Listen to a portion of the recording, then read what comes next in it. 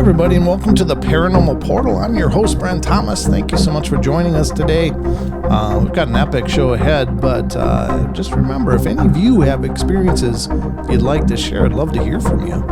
You can either email me at paranormalportalradio@gmail.com or head over to paranormalportal.net and scroll down and find the button that says Interview Me, and that'll allow you to look at a calendar of possible times and dates and find a date that works for you. Love to hear your stories, so definitely get in touch with me.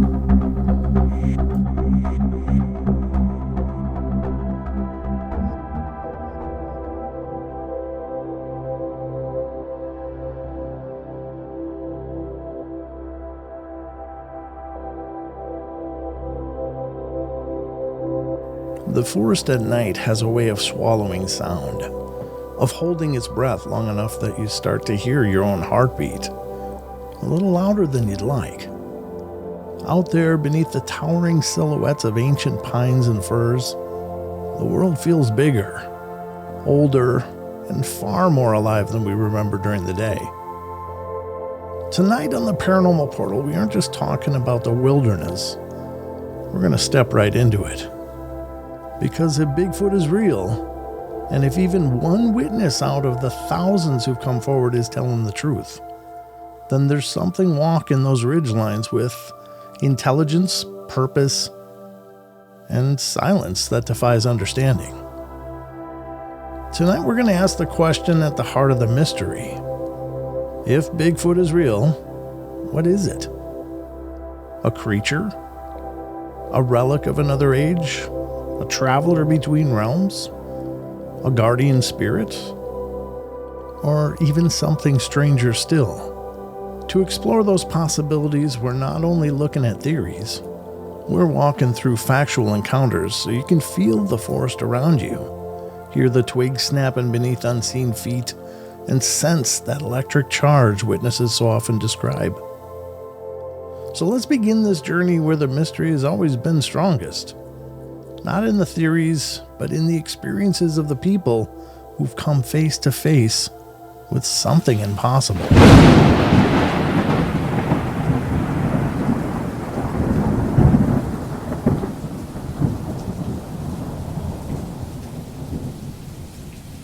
The Bigfoot phenomenon refuses to die because the people reporting it are not fringe believers.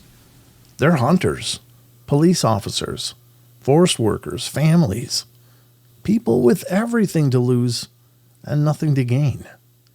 And many of these encounters are told with a kind of shaken honesty that's absolutely hard to dismiss.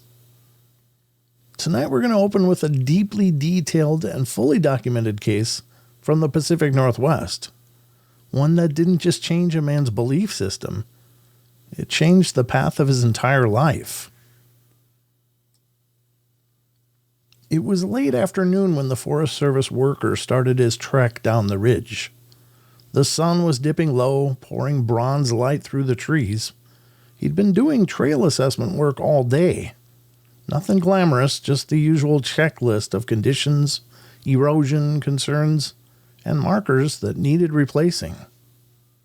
As he walked, he noticed something subtle.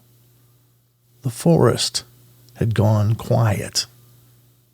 Not silent, just expectant. The kind of quiet where even the breeze seems to be holding its breath.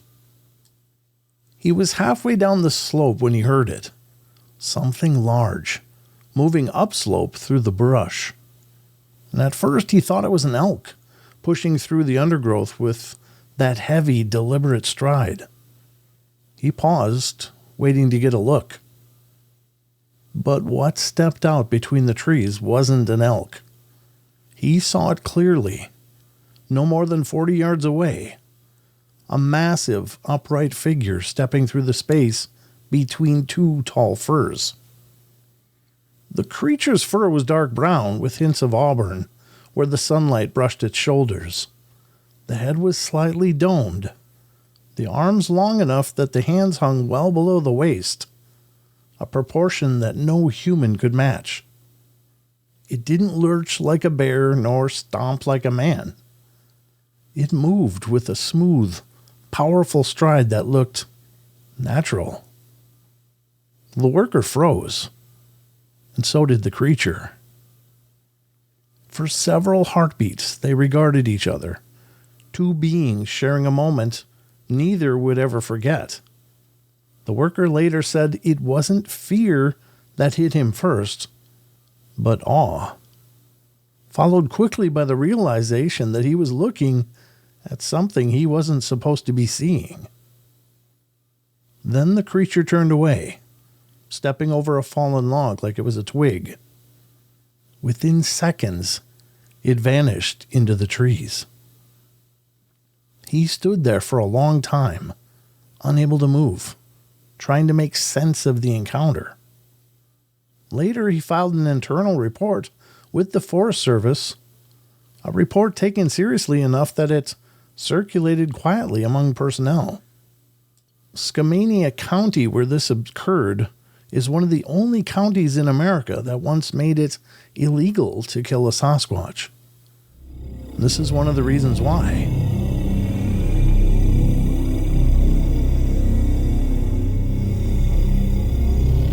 Many researchers believe Bigfoot is exactly what it appears to be, a large, undiscovered primate. Bears don't walk like this. Humans don't have this mass or gait. And primates have appeared in the fossil record in places no one ever expected. To explore this, let's turn to one of the most compelling road crossing encounters ever documented. An incident that left two witnesses convinced that something massive and fully physical walked right in front of their vehicle.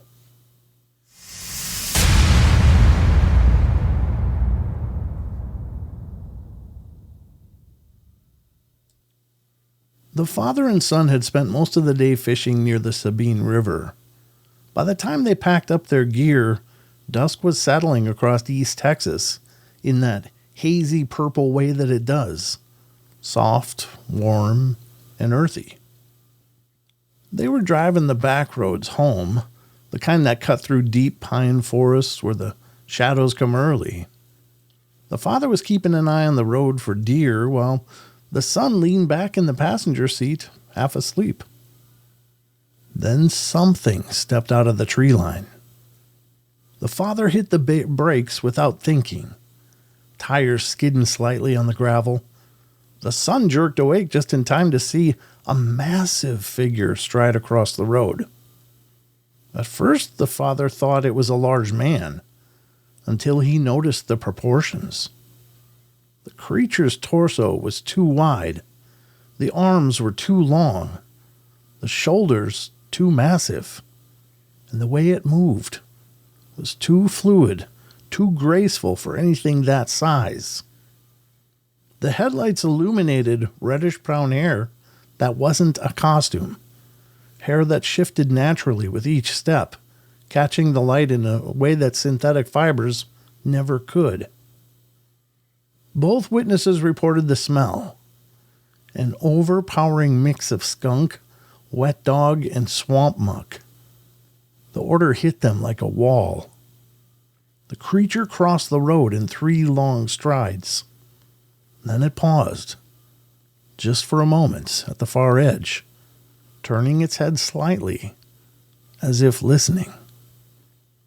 And with one final step, it slipped silently back into the trees. The father and son sat there in stunned silence. Later, they would file a report with the North American Wood Ape Conservancy, and both men insisted this wasn't a man. This wasn't a bear. It was something else entirely.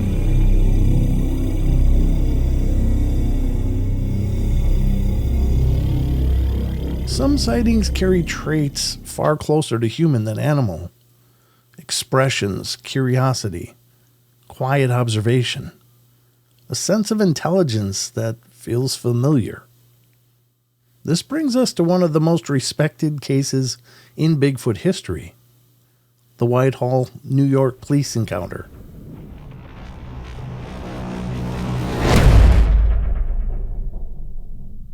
It was late August in Whitehall, New York, a quiet rural town that had seen its share of strange events, but on this night, several police officers were about to witness something they couldn't explain.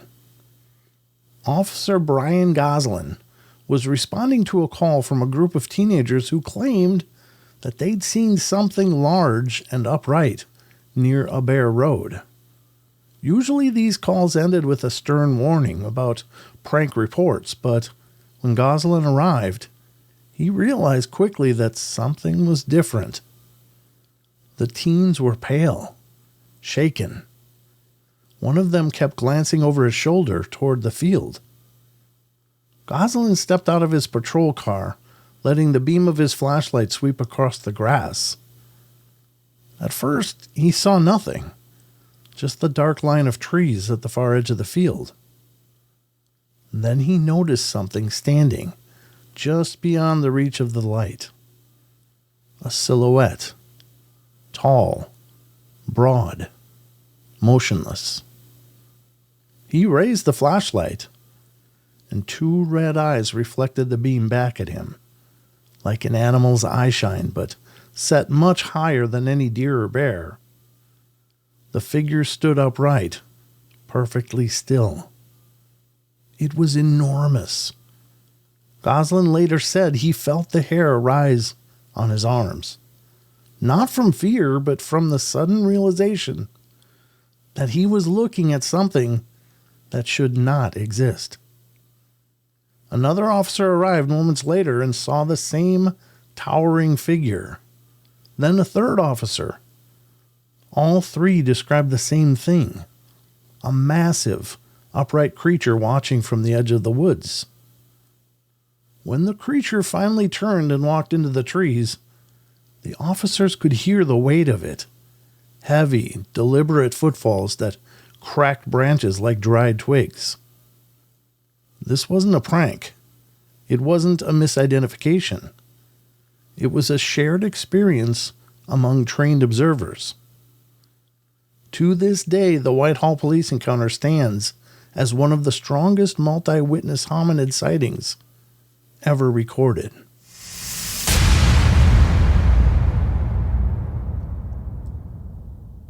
Up to this point, we've looked at Bigfoot as a physical being, an undiscovered primate, maybe a relic hominid.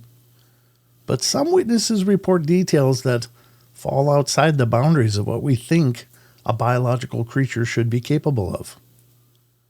These cases don't describe just something seen, but something experienced. Moments when the environment shifts, moments when reality behaves strangely, moments when Bigfoot seems to walk the line between physical and then something else entirely. And while many researchers avoid these reports, they are factual witness testimonies, documented, archived, and in some cases, investigated by multiple people. Let's begin with the one of the most perplexing, the Minnesota disappearing track line. It was early morning when the trapper headed out, one of those crisp Minnesota dawns where the snow glows blue and every sound seems to hang in the air. He was following a line of traps on a ridge overlooking a frozen marsh. As he walked, he noticed impressions in the snow. Well, at first he assumed they were human footprints, but as he got closer, something felt off. The tracks were much too large, far too long, and spaced in strides that no human could naturally make. Curious, he knelt down and brushed loose powder away from one of them. And what he saw made his breath catch. A full, detailed 17-inch footprint with a deep heel impression, clearly defined toes, and a mid-foot flex point consistent with primate locomotion. He followed the line of tracks, stunned by how clear they were. Each print sunk deep into the snow with a weight that must have been enormous. But then, After nearly 200 yards, the tracks simply stopped. Not at a tree line, not near a boulder, not against any structure that could hide movement. Just gone, in the middle of an open clearing. He circled the area again and again, certain he must be missing something. But there was nothing. No return trail, no sign of jumping, no fallen branch or depression. The tracks marched boldly across the ridge, and then ended as if the creature had lifted straight off the ground. The trapper later wrote in his report, "I don't believe in monsters, but I know what I saw, and nothing that walks this earth could leave tracks like that and then simply vanish." Whether Bigfoot simply stepped into a patch of ice, jumped to a rock, or, if we entertain stranger ideas, slipped momentarily out of our world, this encounter remains one of the most confounding in the Midwest.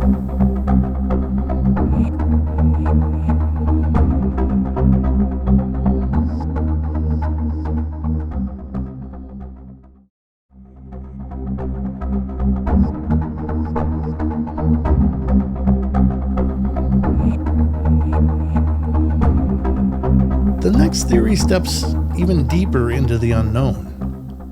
John Keel, best known for the Mothman prophecies, suggested that some entities aren't extraterrestrial or spiritual, but ultra-terrestrial. Beings native to Earth but existing partly outside the physical layers that we interact with. When you hear encounters where Bigfoot is both solid and strange, physical yet elusive, visible but somehow untrackable, these reports often fall into this category. And few cases embody this blend of physicality and mystery quite like one of the most dramatic Bigfoot encounters ever recorded: the siege of Honobia, Oklahoma. For the record, I'm sure I'm pronouncing that wrong. I think there's a unique way to pronounce it, but it is spelled Honobia. So I'm going to pronounce it like it's spelled. So forgive me if you're familiar with the correct pronunciation, and I'm absolutely brutalizing that. Honobia, Oklahoma is a quiet rural area. Dense woods, isolated homes, and valleys where sound travels strangely far. In 2000, a family living in a remote cabin began encountering something that changed their lives forever. The first signs were subtle: knocks on the walls at night, rocks hitting the tin roof, strange guttural vocalizations echoing from the tree line. At first they blamed teenagers or animals, but then came the sightings. One evening, as the family gathered in the living room, the youngest son screamed. Well, everyone ran to the window, and there, standing just yards from the house, was a massive, hair-covered figure. The creature's eyes reflected the porch light with a reddish shimmer. When they shined a flashlight toward it, the figure stepped back into the darkness and vanished. Over the next days, more creatures appeared. Not one, not two, but several. Large shapes moved along the property line, sometimes flanking the house on both sides. Heavy footsteps circled the cabin at night. The family reported seeing large silhouettes crouching near the barn, peering around the corners, with obvious intention. At one point, a creature was seen standing behind a tree, swaying slightly from side to side, as if he was trying to get a better look at the house without revealing itself fully. This behavior didn't seem animalistic. It seemed strategic. But here's where the encounter crosses into the ultra-terrestrial category. On several occasions, family members reported shining powerful flashlights directly on these figures, only for them to seemingly fade into the darkness or vanish between one heartbeat and the next. Not run, not duck behind cover, just gone. The family eventually fled the property, and the case led to a now famous investigation in Bigfoot research circles. Honobia suggests something extraordinarily intelligent was interacting with that family. Something that could be both physical and elusive in ways that don't align neatly with known animals.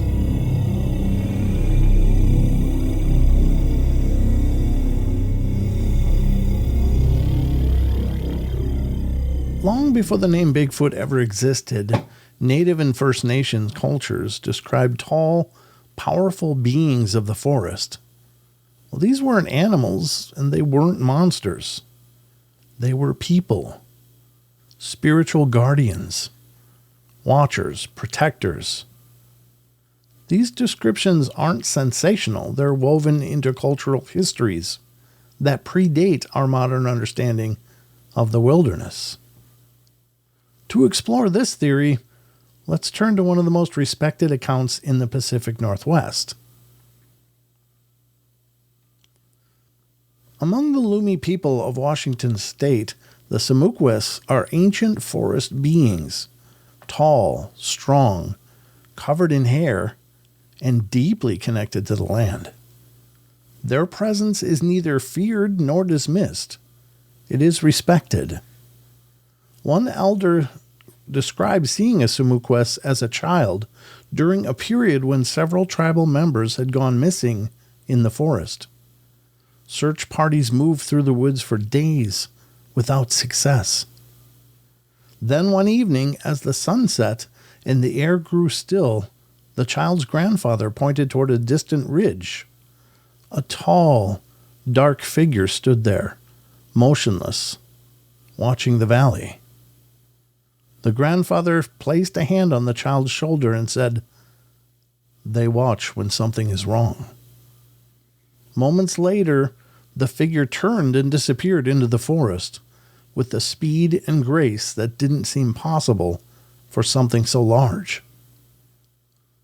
The next day, the missing people were found, cold, tired, but alive.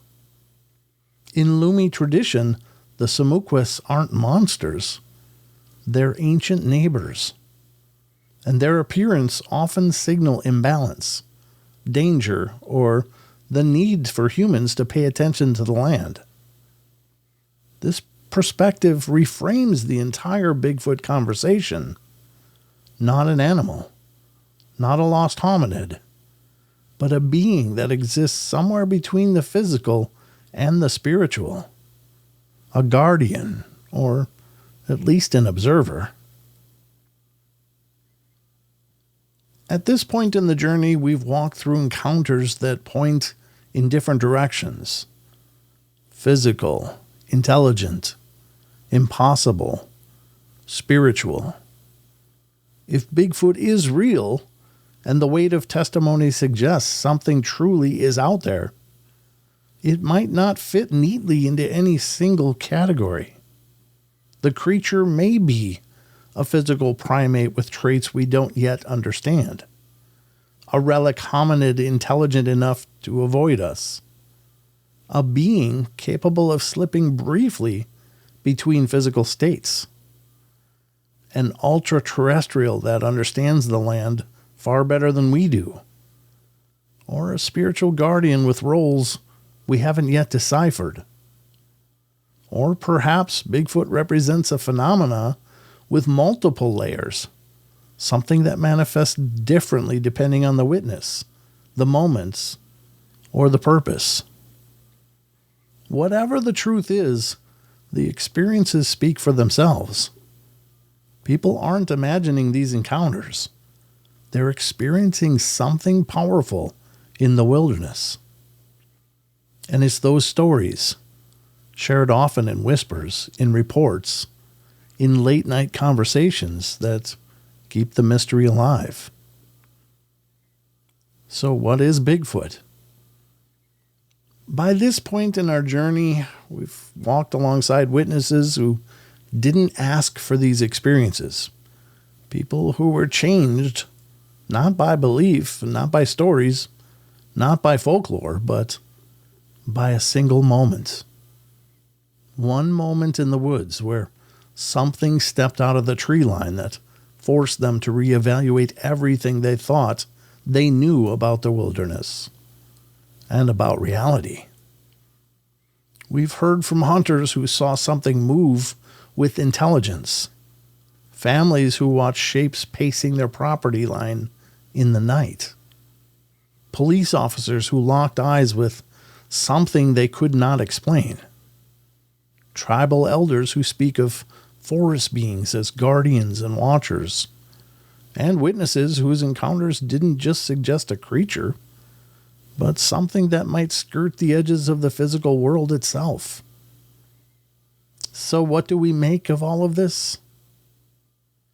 Let's take a moment right here together to breathe and to sit with that question in a deeper way. Because Bigfoot isn't just a creature people glimpse in the trees, it's a phenomenon, a presence, a pattern. And when you look at all these encounters side by side, something interesting begins to happen. A shape emerges, a silhouette, not of one explanation, but maybe of many.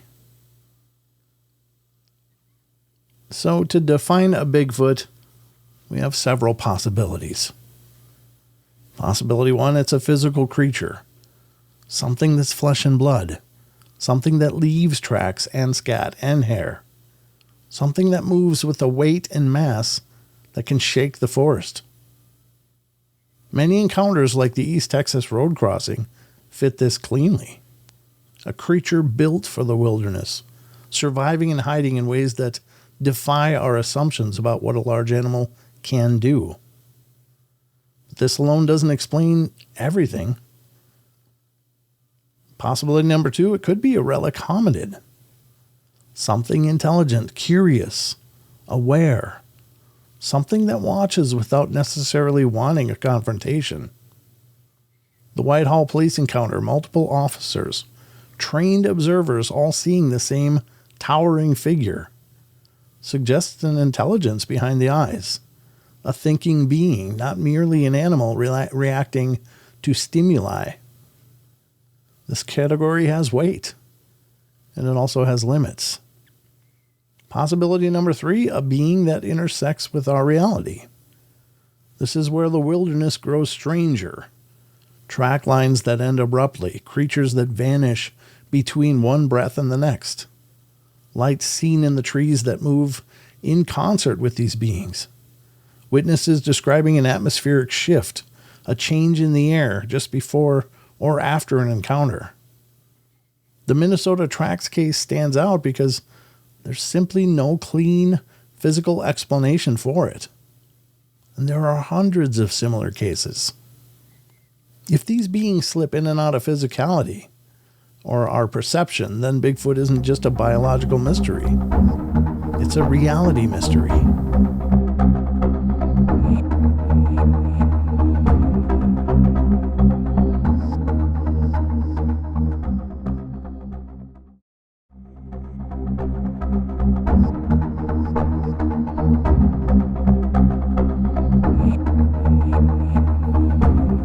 Possibility number four, in an ultra-terrestrial being, the Honobia siege suggests something that behaves both as an animal and something more. Physical when it wants to be, and gone when it needs to be. This behavior fits entities described in folklore across countless cultures. Not visitors from the stars, not ghosts, but beings who share the earth with us in ways we just don't fully understand. Beings who operate on a layer of existence that overlaps with ours, but doesn't fully intersect except in rare moments. Bigfoot seen through this lens becomes a neighbor, a rare one, a hidden one, but a neighbor. Possibility number five, a spiritual or elemental presence. And this is perhaps the oldest view. Long before anyone argued about footage or footprints, the Lumi, Yorok, and other First Nations people described these beings as caretakers and guardians. Sometimes warnings, sometimes helpers, but they were always watchers. There's a quiet dignity in that interpretation and a sense of harmony.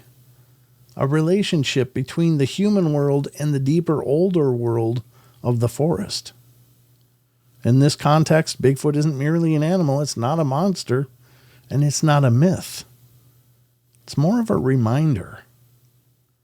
A reminder that the wilderness is alive, and that we are not the only intelligence that calls the deep woods home. That the world is older and stranger and more layered than we've been taught. So which one is it? Here's the truth, as authentic and honest as I can put it. I don't think any one single explanation can define this phenomena. Bigfoot might not be one thing. It might be more than one type of being, or a being with multiple aspects, or something that manifests differently based on circumstance, environment, or even perception. Some encounters point directly to a physical creature, some to a hominid hiding in the shadows, some to a presence that bends the edges of reality, and some even almost a spirit woven into the land itself. Maybe Bigfoot is a phenomenon that sits at the crossroads of all of these. A creature that is physical until it isn't. That is intelligent and ancient. That is aware and cautious. That belongs to the world and also stands just outside of it. But one thing remains absolutely consistent. People are seeing something. Something big, something powerful, something unforgettable. And that mystery, the persistence of these encounters, the sincerity of the witnesses, the weight of the experiences suggests a truth far deeper than a simple woodland legend.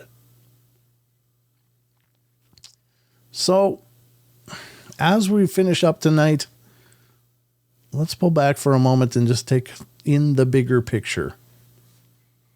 The forests of our world are vast, far vaster than we like to admit. There are places in the Pacific Northwest, in the Rockies, in the Appalachians, and in the Ozark Wilderness where you could walk for days without seeing a single human trail. Places where the trees grow taller than our histories. Places where the night has its own voice.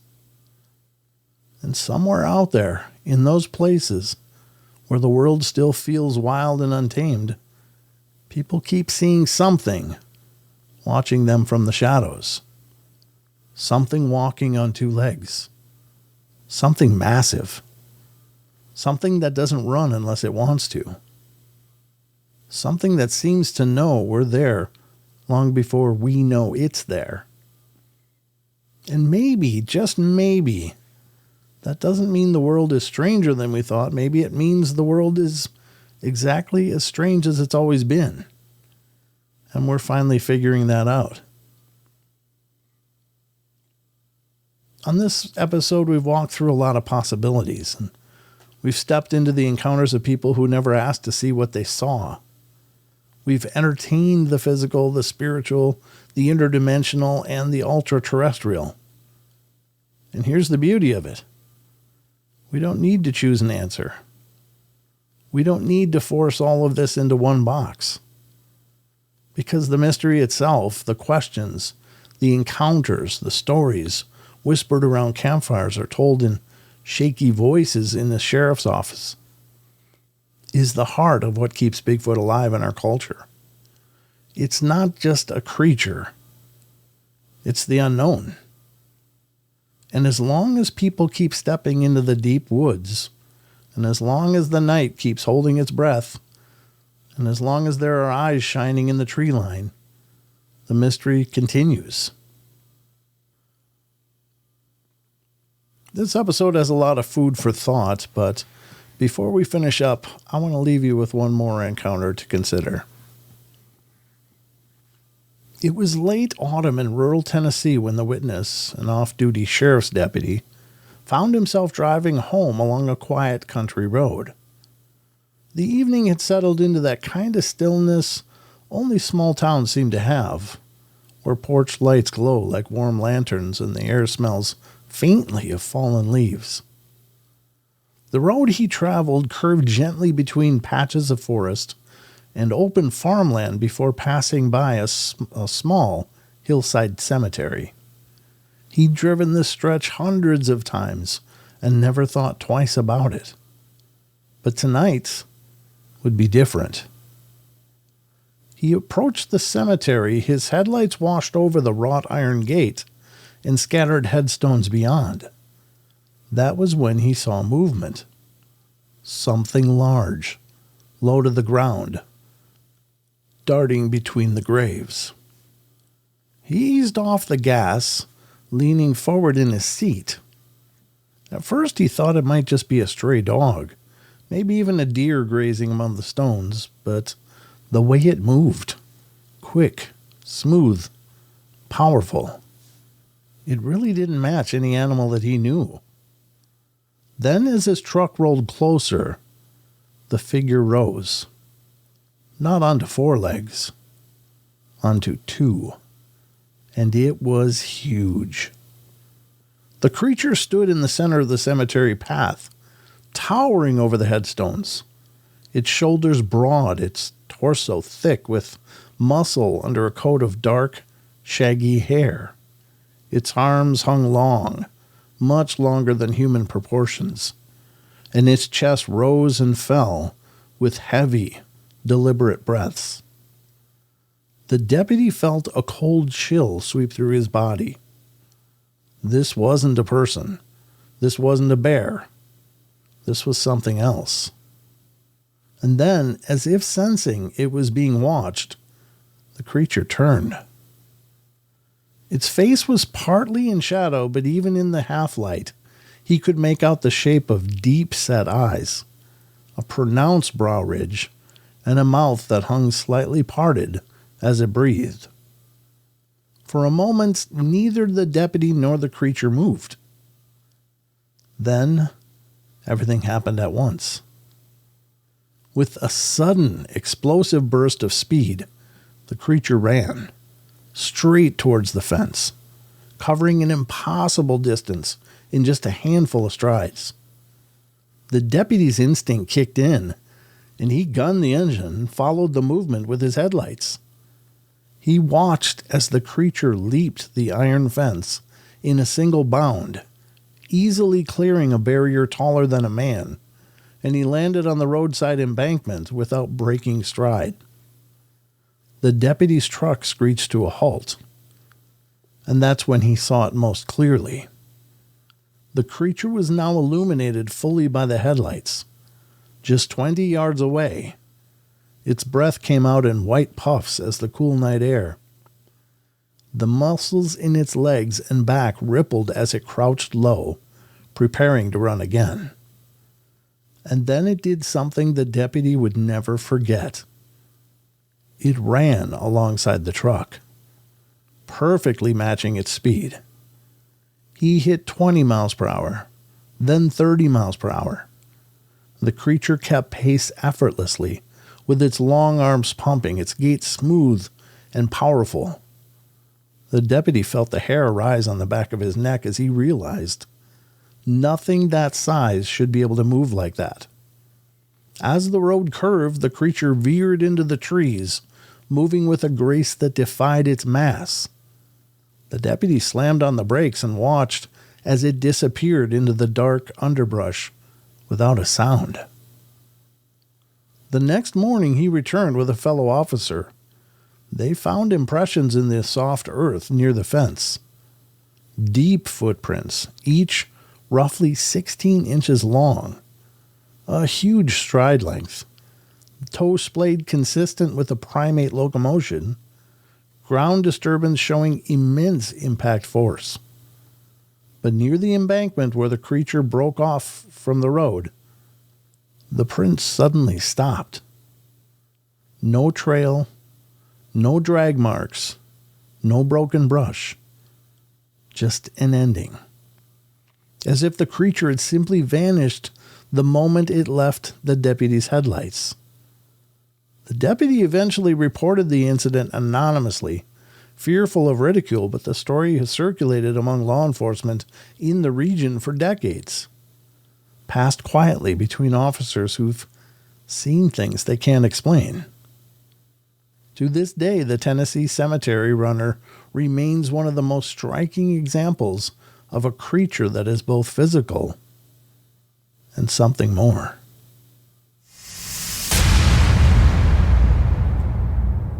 I really appreciate you all joining me tonight. It's been a fun journey. I'm honored to walk through it with you. Wherever you are, whether you're listening in your living room or your car or out under the stars, remember, the world is wider, deeper, and stranger than we've been told. And the portal will always be here to explore that mystery right along with you. That's going to do it for us tonight, everybody. As always, thanks for being here, and take care of yourselves. Good night, everybody.